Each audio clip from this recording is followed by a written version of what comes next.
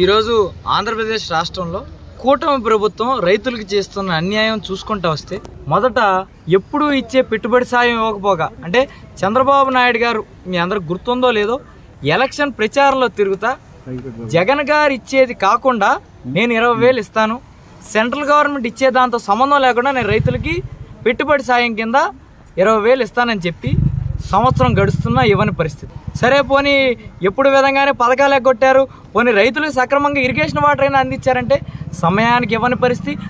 మీరు కొన్ని రోజుల క్రితం చూసుకుంటే కలెక్టర్ గారు కూడా మేము అర్జీ పెట్టుకున్నాం. ఈ రోజు కూడా అక్కడక్కడ ఇబ్బందులు ఉన్నా కూడా కలెక్టర్ గారి చొరవతో అక్కడక్కడ వచ్చే పరిస్థితి ఉంది. అలాగే ఈ రెండు కూడా ఘోరంగా అనిపించినాయి. కనీసం ఇవ్వాల్సిన ఎరువులు విత్తనాలైనా సరిగ్గా ఇస్తారంటే ఈరోజు మీరు ఏ పిఎస్సిఎస్కి వెళ్ళినా ఏ సొసైటీ దగ్గరికి వెళ్ళినా ఒక్క చోట కూడా ఎరువులు సక్రమంగా మేము ఇస్తున్నామని చెప్పలేని పరిస్థితి.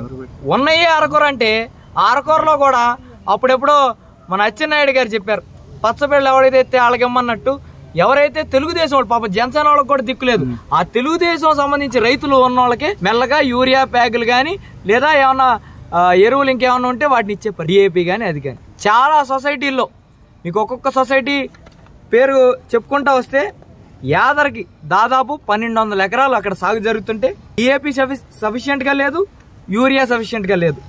వాడపాలెం అక్కడ ఎరువులే ఇవ్వడం లేదు. నెలకూరు డిఏపి లేదు, యూరియా సఫిషియెంట్గా లేదు. చిన్నాపురం యూరియా అసలు లేనే లేదు, ఒక ప్యాకెట్ కూడా తెచ్చిన పాపం లేదు. అలాగే డిఏపి లేదు. గుండుపాలెం డిఏపి లేదు. భోగిరెడ్డిపల్లి డిఏపి లేదు, యూరియా లేదు. సీతారాంపురం లేదు. ఇక ఇక్కడి నుంచి సీతారాంపురం కానీ, శివగం కానీ, బందరకోట కానీ, చిలకలపూడి కానీ, అరిసేపల్లి కానీ అసలు ఇవేమి ఒక్క చోట కూడా, గోకవరం కానీ, కానూరు కానీ అసలు వీటిలో డిఏపి లేదు, యూరియా లేదు. అంటే రైతులను ఏం చేయమంటారు? ఇంకా రైతుకు వచ్చిన ఇబ్బంది ఏంటి? ఇప్పుడు మీరు డిఏపి కానీ యూరియా ఇవ్వకపోతే రైతు పంట వేసుకోవడం మాండి కదా. అతను తెచ్చుకోవడానికి బయట ఒక్కొక్క బ్యాగుకి 100 రూపాయలు అదనంగా కలెక్ట్ చేసే కదా. బయట వ్యాపారస్తులు లాభం కోసమే చూసుకుంటారు కాబట్టి 100 రూపాయలు 50 రూపాయలు పైపెచ్చిగా అమ్మే పరిస్థితి. కనీసం లోకల్గా మంత్రి గారు ఈ పరిస్థితి కోసం రైతుల దగ్గరికి వెళ్ళేది లేదు. మొన్న లేదు, ఇప్పుడు లేదు. ఎరువులు ఉన్నాయో లేదో చూసుకునే పరిస్థితి లేదు. ఆయనకి బాగా బిజీగా ఉన్నారు. కనీసం ఎవరైనా నాయకులు వెళ్ళి కనుక్కున్నారా? ఇప్పటికైనా చెప్తున్నా, రైతుల్ని ఆదుకుంటాం అని మైకుల ముందు చెప్తే సరిపోదు. రైతుల దగ్గరికి వెళ్ళి ఏంటి ఇబ్బంది అని కనుక్కొని అది సత్వరమే పరిష్కారం చేయాలి. మేము వచ్చి అంటే ఇప్పుడు కలెక్టర్ గారు లేరు, జాయింట్ కలెక్టర్ గారు ఇన్ఛార్జ్గా ఉన్నారు. జాయింట్ కలెక్టర్ గారిని అడిగితే ఏమండి మేము ముందు కంటే ఎడిక్వేట్గా ఇప్పుడు ఇస్తున్నామని జాయింట్ కలెక్టర్ గారు చెప్పే పరిస్థితి. మరి ఆవిడ ఎక్కువ బ్యాగులు పంపిస్తున్నా అని చెప్తుంటే ఆ బ్యాగులన్నీ ఎవరు అమ్ముకుంటున్నారు?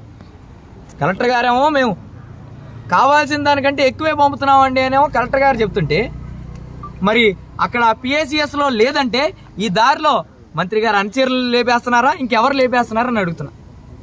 కాబట్టి సత్వరమే రైతులకి ఏదే ఇబ్బంది పడుతున్నారో వాళ్ళందరికీ ఇవన్నీ ఏ అయితే ఎరువులు ఇవ్వాలో 28 కానీ లేదా డిఏపి కానీ యూరియా కానీ సత్వరమే వాళ్ళకి అందుబాటులో అందించాలని అందరినీ కోరుకుంటూ ప్రతి ఒక్క నాయకుడికి చెప్తున్నా, నువ్వు ఈరోజు ఏదైతే పచ్చబిళ్ళ అని చెప్పి మీ వాళ్ళకి ఇస్తున్నావో రేపు నువ్వు కూడా పచ్చ రైతులు పండించిన పచ్చన్నమే తింటావా, మిగిలినందరు రైతులు తింటావా?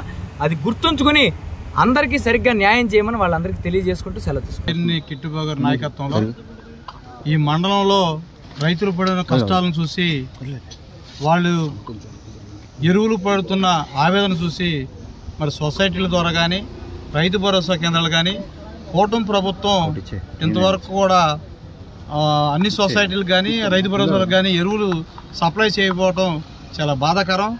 మరి ఈ యొక్క రైతులు పడే కష్టాన్ని ఇవాళ గౌరవ కలెక్టర్ గారిని ద్వారా తెలిసి వెంటనే ఈ కూటమి ప్రభుత్వం రైతులకు అండగా నిలవాలని, ఎరువులు సకాలంలో అందించాలని చెప్పి డిమాండ్ చేస్తూ, మరి గతంలో మరి కోడలకు బుద్ధి చెప్పి అత్త తెడ్డినాగినట్టుగా మరి గతం మా ప్రభుత్వం ఉండగా మరి మేము వస్తే రైతులు పక్షాన్ని అన్ని చేస్తామని చెప్పారు.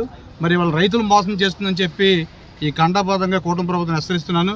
వెంటనే ఈ కూటమి ప్రభుత్వాన్ని రైతుల పక్షాన ప్రేమగా ఉండి వారిని అన్నింటినీ ఆదుకోవాలని చెప్పి ఈ నియోజకవర్గ పార్టీ వైఎస్ఆర్ పార్టీ నియోజకవర్గం తరఫున డిమాండ్ చేస్తున్నాను.